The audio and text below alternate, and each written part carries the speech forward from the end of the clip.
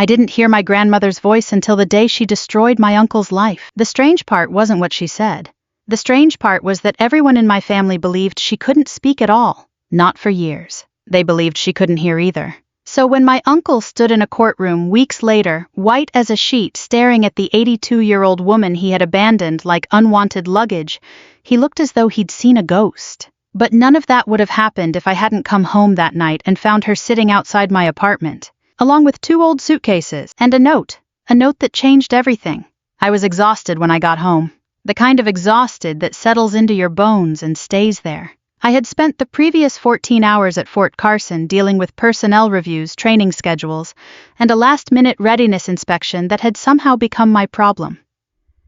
By the time I pulled into the parking lot of my apartment complex in Colorado Springs, the sun had already disappeared behind the mountains. All I wanted was a hot shower and 6 hours of sleep before doing it all over again. Instead, I saw an elderly woman sitting outside my door. At first, I thought she was waiting for someone. Then I noticed the suitcases. 2 faded blue suitcases positioned neatly beside a folding chair. The woman sat perfectly still. Her hands rested in her lap. Her silver hair was pulled back into the same simple bun I'd seen my entire life. My heart stopped. "Grandma!" The word escaped before I could think. She looked up. The porch light reflected in her pale eyes. For a second she seemed confused. Then recognition softened her face, and she smiled. I ran toward her. "Grandma Evelyn!" I dropped my bag onto the concrete and crouched beside her. She reached out with trembling fingers and touched my cheek. That was when I saw the envelope resting on top of one of the suitcases. My name was written across the front. Sarah. Just Sarah. No explanation. No apology. No warning. A knot formed in my stomach. I opened it. Inside was a single sheet of paper. 3 sentences. "That's all. She's your problem now. Don't contact us again. We're done." I read it twice, then a 3rd time. The handwriting belonged to my Uncle Robert. I knew because I'd spent half my childhood receiving birthday cards from him before he stopped pretending to care. For several seconds I simply stared at the page, not because I didn't understand it, because I did, perfectly. My uncle had abandoned his own mother, and he had left her at my door. I looked around the parking lot as though I might find cameras filming some cruel prank. Nothing, just silence. My grandmother watched me carefully, almost nervously. I forced a smile. "It's okay." I wasn't sure whether she could hear me. The doctors had declared her almost completely deaf years ago. After a stroke, they said.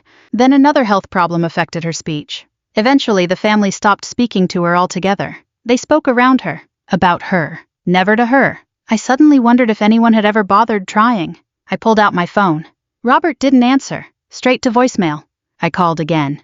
Voicemail. I called my Aunt Linda. Blocked. I called my cousin Jason. Blocked. Every number. Blocked. My jaw tightened. Of course, they hadn't just abandoned her. They had planned it. I looked at my grandmother. She seemed smaller than I remembered. Frailer. Her coat was too thin for the evening temperature. There was a slight tremor in her hands. I felt something ugly rise inside my chest. Anger. Not loud anger. The dangerous kind. The quiet kind. The kind that settles in and waits. I stood up. "Come on, Grandma." I opened the apartment door. The place wasn't much. 1 bedroom. A tiny kitchen. A living room barely large enough for a sofa and television. I wasn't poor exactly. Army officers aren't starving. But I wasn't wealthy either. Most of my paycheck disappeared into student loans, military obligations, and helping younger soldiers when they got into trouble. Meanwhile, Robert lived in a 6-bedroom house outside Denver. Jason drove a new luxury SUV. They posted vacation photos from Hawaii and Florida every year. Yet somehow they couldn't find room for an 82-year-old woman. The thought made me sick. I carried the suitcases inside. My grandmother moved slowly behind me, looking around as if she didn't want to take up too much space. That hurt more than the note. Nobody should feel like a burden in their own family. I pointed toward the bedroom, then toward myself and the couch. She immediately shook her head. I smiled. No argument. I patted my chest, then pointed toward the couch. Military training helps when words fail. She stared at me for a moment. Then tears filled her eyes. She reached for my hand. I squeezed hers gently. That night I made soup. Nothing fancy. Just what I had. She ate quietly. I sat across from her and watched. There was something heartbreaking about how carefully she folded her napkin, how cautiously she moved, as though she expected someone to tell her she wasn't welcome. After dinner I helped her settle into bed, the same bed I normally collapsed into after long days. She touched the blanket, then looked at me. I could see gratitude in her eyes. And something else, fear. Whatever had happened before she arrived here hadn't been simple. I knew that much. I turned off the lamp. "You're safe." I wasn't sure she heard me, but I said it anyway. "Nobody's throwing you away again." For a long time I sat alone on the couch staring at the ceiling. Sleep never came. Questions kept circling through my mind. Why now? Why abandon her? Why leave her with me? And why did it feel like something much bigger was hiding beneath the surface? Around midnight I finally remembered the suitcases. I got up quietly and walked toward them. Maybe there would be medication inside. Important documents. Clues. Anything. I opened the first suitcase. Clothes. Photographs. A few books. Nothing unusual. Then I noticed a worn leather folder tucked underneath everything else. I pulled it out. Old papers filled the inside. Property records, letters, bank documents, some dated decades earlier. I frowned. Why would my grandmother travel with these? I reached for another file. Before I could open it, 3 sharp knocks echoed through the apartment. Bang, bang, bang. The sound froze me. It was nearly 10 o'clock. Nobody visited at 10 o'clock. Especially not here. I looked toward the bedroom. Grandma was awake. Her eyes were fixed on the door. And for the first time since she'd arrived, I saw genuine fear on her face. Another knock. Harder this time. I stood. Every instinct from 20 years around military culture told me something was wrong. Very wrong. I crossed the room and opened the door. Standing there under the hallway light was Uncle Robert, and he looked furious. Part 2. The papers he wanted her to sign. For a moment neither of us spoke. Robert stood in the doorway wearing an expensive winter coat that probably cost more than my monthly grocery budget. His silver SUV was visible through the parking lot lights behind him. Everything about him looked polished, successful, respectable. The kind of man strangers trusted immediately. The kind of man who knew exactly how to weaponize that trust. His eyes moved past me and landed on my grandmother. I saw the tension leave his shoulders. Not relief. Calculation. The same expression I'd seen on senior officers during difficult negotiations. He was evaluating the situation. Looking for an advantage. "Sarah," he said finally. I didn't move. "What do you want?" His jaw tightened. "I came to check on Mom." I almost laughed. The audacity of it was unbelievable. "You left her outside my apartment." His face remained perfectly calm. "I knew you'd take care of her." I stared at him. There are moments when a lie is so ridiculous that arguing becomes pointless. This was one of them. Behind me, Grandma Evelyn remained seated on the edge of the bed, watching, listening, or at least appearing to listen. Robert stepped forward. I blocked the doorway. "Move." "No." His smile vanished. "Sarah, don't make this difficult." "Then tell me why you abandoned your mother." His eyes flickered away for half a second. "A mistake. People rarely look away when they're telling the truth." Things became complicated. Complicated. I hated that word. People used it whenever they wanted to avoid responsibility. Divorces were complicated. Business deals were complicated. Leaving an elderly woman on someone's doorstep was not complicated. It was cruel. "You're not coming in." For a second I thought he might push past me. Instead, he reached into his coat and pulled out a thick manila envelope. "I need her signature." There it was. The real reason he had come. Not concern. Not guilt. Paperwork. I folded my arms. "What kind of paperwork?" "It's family business." "Then explain it." His expression hardened. "It's private." I held out my hand. "Let me see it." "No." That answer told me everything I needed to know. People hiding nothing don't refuse basic questions, especially when legal documents are involved. I glanced back at my grandmother. She was staring at the envelope. And suddenly she looked terrified. Not confused. Not lost. Terrified. Every alarm bell in my head started ringing. Robert noticed it too. His eyes narrowed. "Mom?" He stepped sideways, trying to see around me. "Just sign the papers and we can all move on." Grandma lowered her gaze immediately, like someone expecting punishment. Something about that crushed me. I had seen frightened young soldiers, abused spouses, victims of intimidation. The look was always the same, and now I was seeing it in my 82-year-old grandmother. "No." The word came out sharper than I intended. Robert turned back toward me. "No." "No lawyer." I pointed toward the envelope. "No explanation." I stepped closer. "And absolutely no signatures." For several seconds we stared at each other. Then something ugly flashed across his face. Gone almost immediately. But I saw it. Anger. Real anger. Not because he cared about my grandmother. Because I was interfering. "You think you're smarter than everyone else because you're in the army." I smiled slightly. "No." His nostrils flared. I think people should understand documents before signing them. His hand tightened around the envelope. Then, unexpectedly, he laughed. A short, humorless laugh. You've always been dramatic. Always. That word caught my attention. Robert barely spoke to me growing up. He certainly wasn't around enough to know what I'd always been. He was trying to establish authority. Trying to place me back into the role of child. It wasn't going to work. I'm not signing anything. I pointed toward the parking lot. Leave. His eyes narrowed. For a moment I thought he might refuse.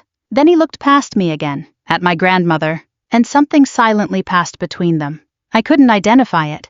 Fear on one side, frustration on the other. But it wasn't normal. Not even close. Finally he turned around. This isn't over. I watched him walk away.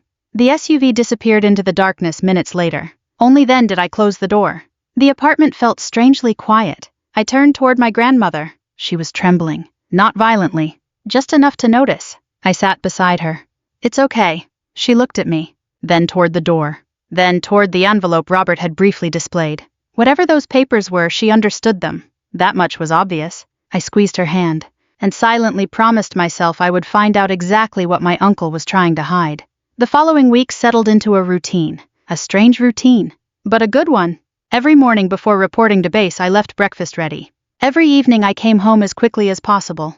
We developed our own ways of communicating. Simple gestures, written notes, expressions, patience. A surprising amount of patience. I learned that my grandmother still loved crossword puzzles. She loved old Western movies. She hated overcooked vegetables. And despite her age, she possessed a wicked sense of humor. One afternoon she watched me struggle with a stubborn jar lid, then calmly opened it herself. The look she gave me afterward nearly made me laugh. For the first time since she arrived, I saw genuine amusement in her eyes. Little by little the apartment changed. It stopped feeling like my apartment. It became our home. And I realized something uncomfortable. I was happier. Lonelier people often don't realize how lonely they are until someone enters their life. That realization made what Robert had done seem even worse. How could anyone throw away someone like her? The answer came unexpectedly. 3 weeks after she moved in. I was leaving for work when Mrs. Henderson from the neighboring apartment called out. Sarah. I stopped. She hesitated. You know that older gentleman who's been visiting? A cold sensation spread through my chest. What gentleman? The one who comes when you're gone. My stomach dropped. How often? She frowned thoughtfully. Several times. Several. Not once. Not twice. Several. I felt my pulse quicken. What does he do? He knocks. She pointed toward my apartment. Sometimes he stays 20 or 30 minutes. I stared at her, trying to process what I was hearing. Robert had been coming here while I was at work. Repeatedly. My grandmother had never mentioned it. Of course she couldn't exactly tell me. Or so I thought. That evening I searched the apartment carefully. Nothing seemed disturbed. Nothing missing. But my instincts wouldn't let it go. Something was wrong. Very wrong. A few days later, while organizing some belongings from the suitcases, I discovered an old photograph hidden inside a worn book. The picture was faded, yellowed with age. A younger version of Grandma Evelyn stood beside a man in military uniform. Both were smiling. Both looked happy. I turned the photograph over. A handwritten message covered the back. Just 4 words. Never let Robert know. I stared at the sentence, then read it again. And again. The handwriting belonged to my grandfather. I recognized it from old birthday cards and letters. A chill moved down my spine. Never let Robert know. Know what? The photograph suddenly felt heavier, like a warning sent across decades. Outside, snow drifted quietly past the apartment windows. Inside, my grandmother sat in her chair watching me, her eyes fixed on the photograph. And for the first time, I had the unmistakable feeling that she knew exactly what was happening. But whatever secret she carried, it was far bigger than abandoned suitcases, and far more dangerous than I had imagined. Part 3: Grandma's Secret. The photograph stayed on my kitchen table for 3 days. Every time I walked past it, I found myself stopping, studying it, trying to see something I'd missed. The man in uniform was my grandfather Thomas Mitchell, a decorated Army veteran, a quiet man who had died when I was 17. Growing up, I remembered him as steady, the kind of person who never raised his voice because he never needed to. People listened when he spoke, even Robert, especially Robert. Yet somehow my grandfather had written a warning that specifically mentioned his own son. Never let Robert know. 4 words that refused to leave my mind. On the 4th day, I took a personal leave afternoon and drove across town to see someone I hadn't spoken to in years. Michael Hayes, my grandparents' longtime attorney. His office occupied the second floor of an old brick building downtown. The waiting room looked exactly as I remembered. Dark wood furniture, family photographs, a grandfather clock ticking softly near the reception desk. Nothing modern, nothing flashy. Michael himself looked older than I remembered. More gray hair, more wrinkles, but his eyes remained sharp. The moment he saw the photograph, his expression changed. Not dramatically, just enough. A slight tightening around the eyes, the kind lawyers develop when they suddenly become very interested. "Where did you get this?" "One of Grandma's suitcases." He studied the photograph for several seconds, then carefully placed it on his desk. "How is Evelyn?" I hesitated. "She's living with me." His eyebrows rose. "With you?" I nodded. "Robert dropped her off at my apartment." The silence that followed lasted long enough to become uncomfortable. Michael slowly removed his glasses. "That doesn't surprise me." The answer caught me off guard. "You expected something like this?" He leaned back, choosing his words carefully. Lawyers do that when they know more than they want to say. "Let's just say Robert has never been particularly patient where money is concerned." There it was again. Money. The same thing Robert had accidentally mentioned weeks earlier. The same thing hiding behind every strange detail. I leaned forward. "What did my grandfather mean?" Michael looked at the photograph, then at me, then toward the closed office door. For a moment he seemed to be debating something internally. Finally he sighed. "There were discussions years ago." "What kind of discussions?" "Estate matters. Estate matters." Another lawyer phrase. Another half answer. I crossed my arms. "Michael." He smiled faintly. "You sound exactly like your grandfather when you're irritated." I wasn't in the mood for nostalgia. Apparently he realized that. His smile disappeared. "There was a trust." I froze. "A trust?" He nodded. "Your grandfather established several financial protections before he passed away." My pulse quickened. "How much?" "I don't know the current value." That answer sounded genuine. "What happened to it?" Michael's expression darkened. "That's the problem." I waited. "The original documentation disappeared." My stomach tightened. "Disappeared." He nodded. "Only Evelyn knew where certain records were kept." For several seconds neither of us spoke. Suddenly dozens of scattered details began connecting. The abandoned grandmother. The mysterious paperwork. Robert's visits. The fear in Grandma's eyes. The warning on the photograph. It all pointed toward the same thing. Something valuable. Something Robert desperately wanted.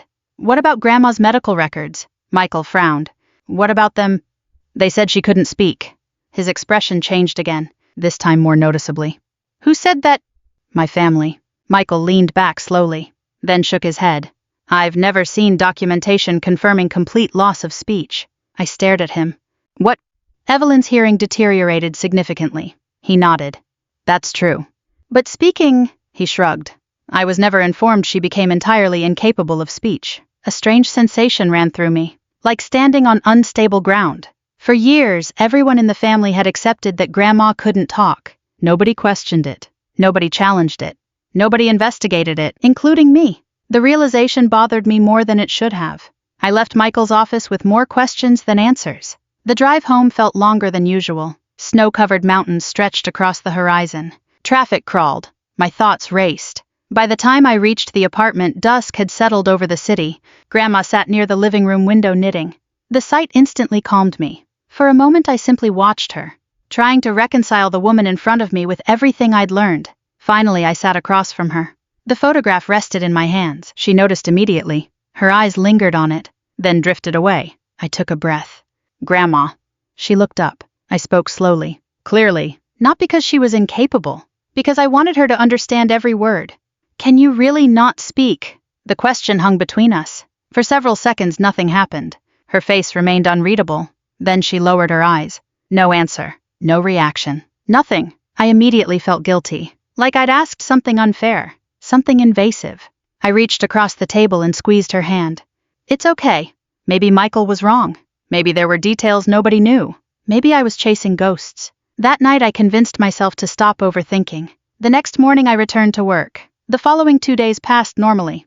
At least they appeared normal. Then everything changed. I finished a training briefing early on Friday. A last-minute cancellation freed my schedule.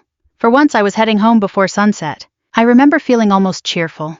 That feeling lasted exactly 30 seconds. The moment I stepped into the apartment hallway I heard voices. My apartment door wasn't fully closed. It stood slightly open. My heartbeat accelerated. Instinct took over. Years of military training sharpened my focus instantly. I moved quietly, carefully, one step at a time. Then I heard Robert.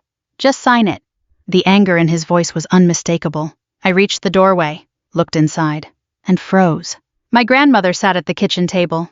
A stack of documents lay in front of her. Robert stood beside her, holding a pen. His face was red, frustrated, desperate. Nobody needs to know. His voice dropped lower. You owe me this.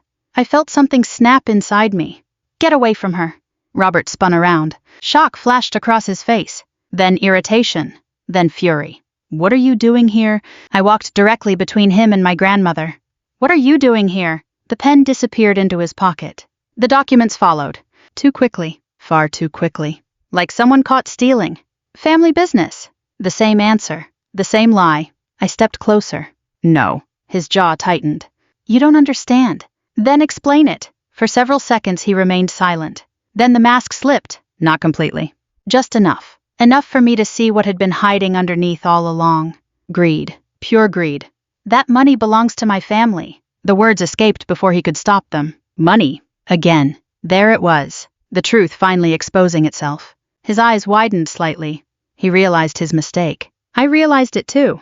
Whatever he wanted my grandmother to sign, it involved money. A lot of money. And he was terrified of losing access to it. Neither of us spoke. Finally, Robert grabbed his coat. This isn't your fight. I looked directly into his eyes. It is now. For a moment I thought he might say more. Instead he left. The door slammed behind him. The apartment fell silent. I turned toward Grandma. She looked exhausted, drained, frightened. I knelt beside her chair. It's over. At least for today. She stared at me for several seconds, longer than usual. Then her gaze shifted toward the blue suitcase sitting near the bedroom wall. I followed her eyes, confused. When I looked back, she was still watching me. Something felt different, almost electric. Then it happened. The first sound, barely above a whisper. So quiet I thought I imagined it. I leaned closer, my heart pounding. And then I heard her again. A voice. Weak, rough, unused, but unmistakably real. The key. I froze. Every muscle in my body locked. Tears instantly filled my eyes. Grandma swallowed, then forced out 3 more words. The blue suitcase. Part 4.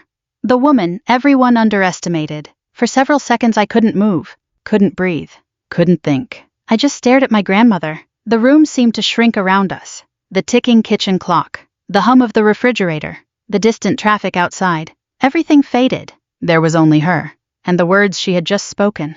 The blue suitcase. My grandmother's voice was weak, raspy, and fragile from years of disuse. Yet those 4 words hit harder than anything I'd ever heard. Not because they were dramatic, because they were real. She had spoken. After all these years, after decades of everyone deciding what she could and couldn't do, after years of being treated like furniture, like an inconvenience, like someone already halfway gone, she had spoken. Tears blurred my vision. Grandma, her eyes softened. Slowly, carefully, she reached for my hand. Then she squeezed it. The same way she had when I was a child. The same way she had after my grandfather's funeral. The same way she had when I left for military training. 1,000 unspoken conversations existed inside that single gesture.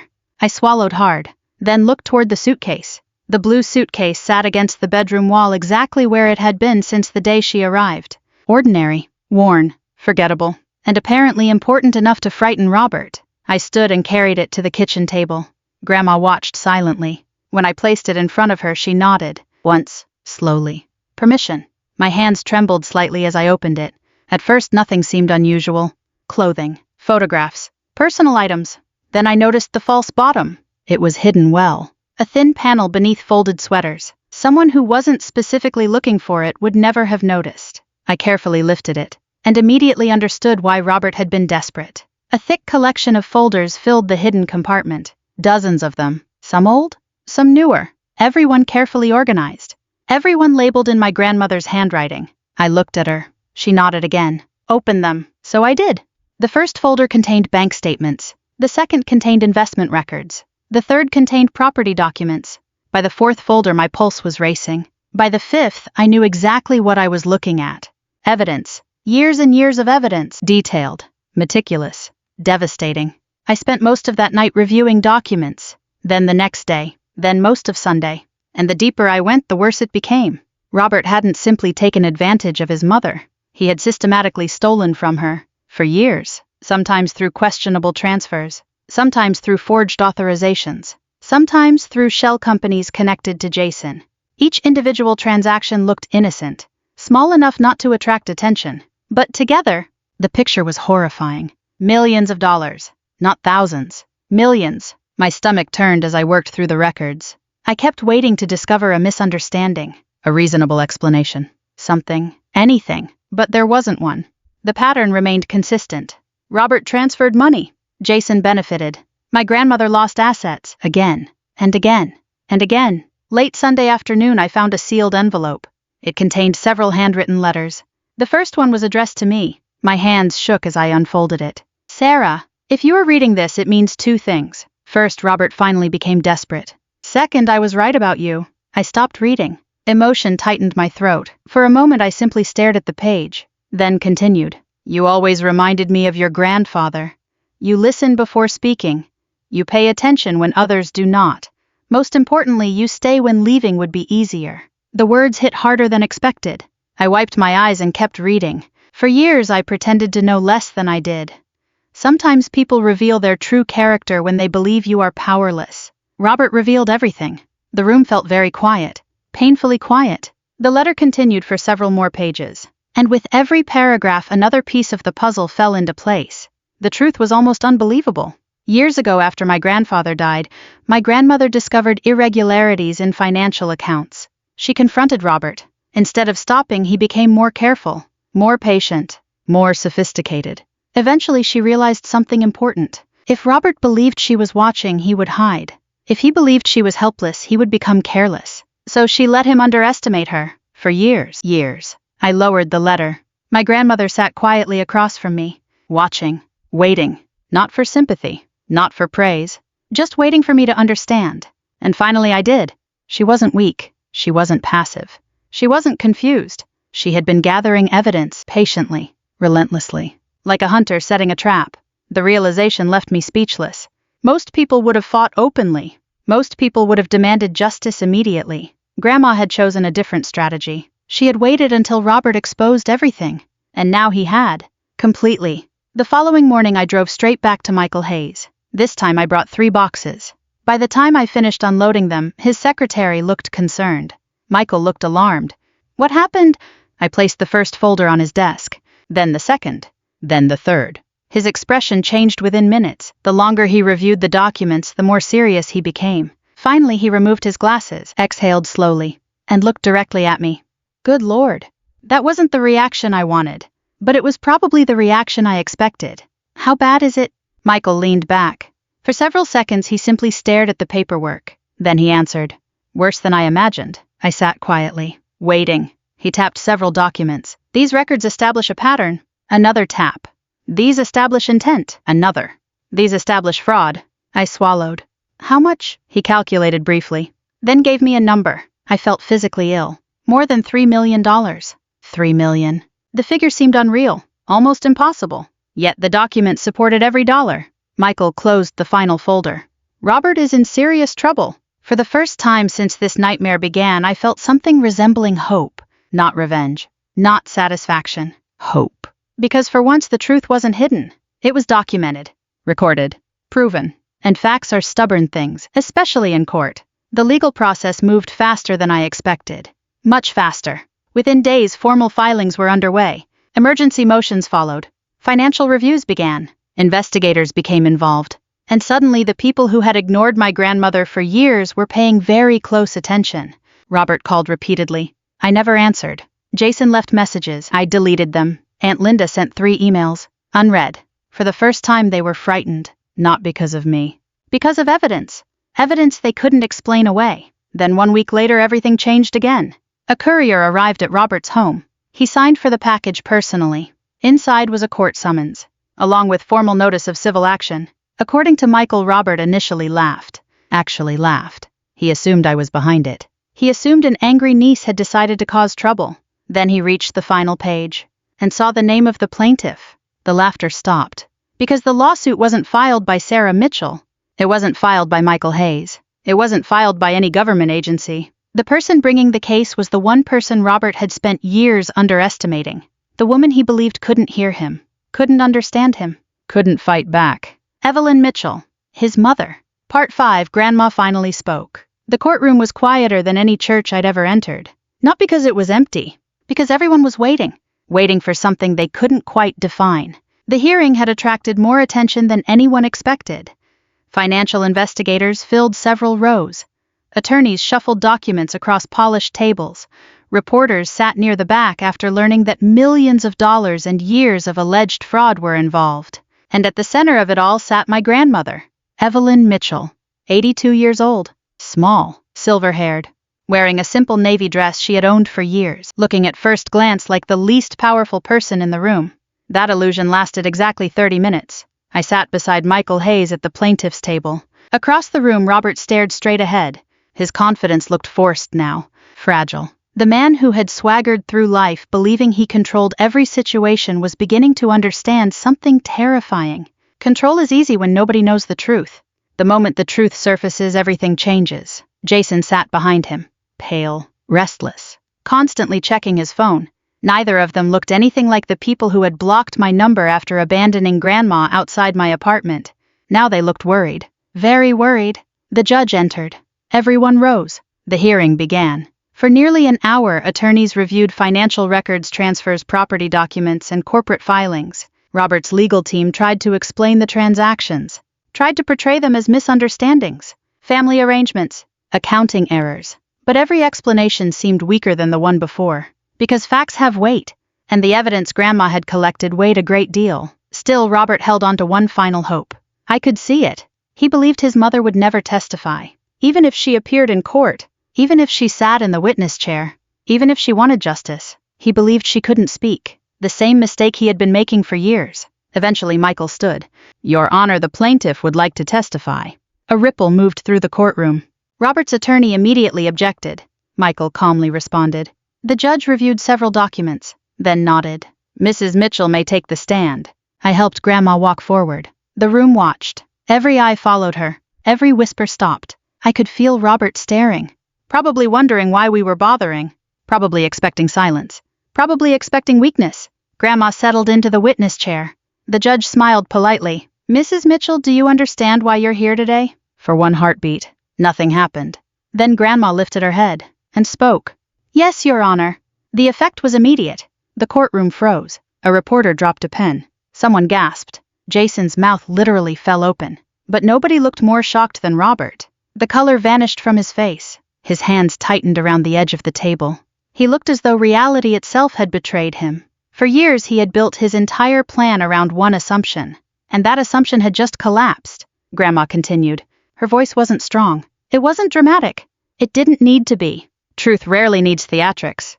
I understand exactly why I'm here. Silence. Absolute silence. Then Michael began asking questions. Carefully, methodically, patiently. Grandma answered everyone. She explained how she discovered missing funds after my grandfather's death. She described confronting Robert. She explained why she began documenting transactions, why she copied records, why she preserved letters, why she kept decades of evidence. Then came the question that changed everything. Mrs. Mitchell, Michael asked, why did you pretend not to understand what was happening? Grandma looked directly at Robert, not with hatred, not even with anger, just sadness, deep sadness. The kind only family can create. Because he was my son. The room remained silent. He already knew how to lie. Her voice trembled slightly. He already knew how to steal. She paused. But I wanted to know how far he would go. Robert lowered his eyes. For the first time he couldn't look at her. Grandma continued. When people think you are powerless, they stop hiding who they really are. I felt chills run through me. Because she was right. Completely right. Robert hadn't exposed himself because someone caught him. He exposed himself because he believed nobody was watching. The testimony continued for nearly 2 hours. Every answer strengthened the case. Every document matched her account. Every timeline aligned. Eventually, even Robert's attorney looked defeated. The outcome was becoming unavoidable.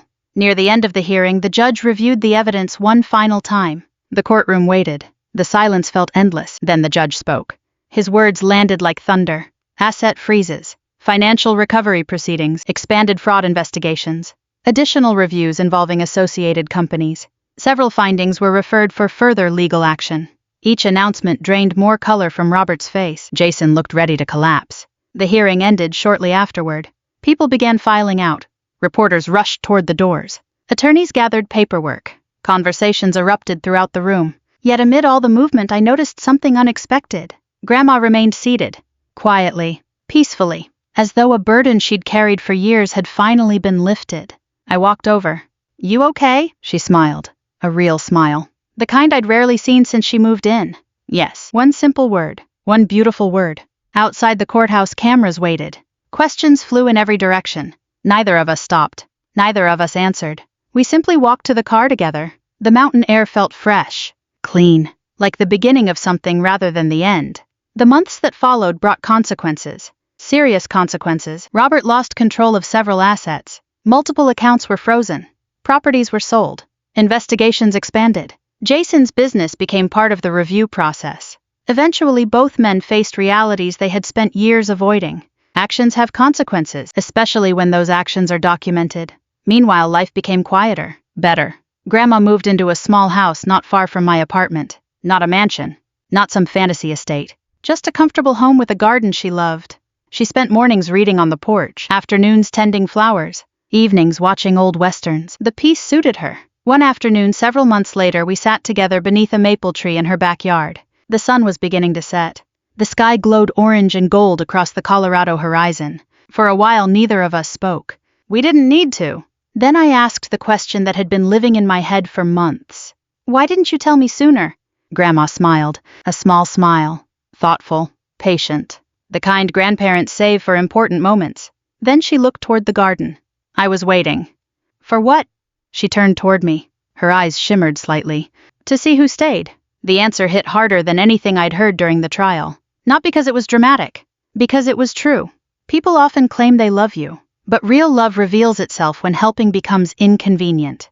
When sacrifice becomes necessary. When there is nothing to gain. Everyone in our family had made a choice. Robert chose money. Jason chose comfort.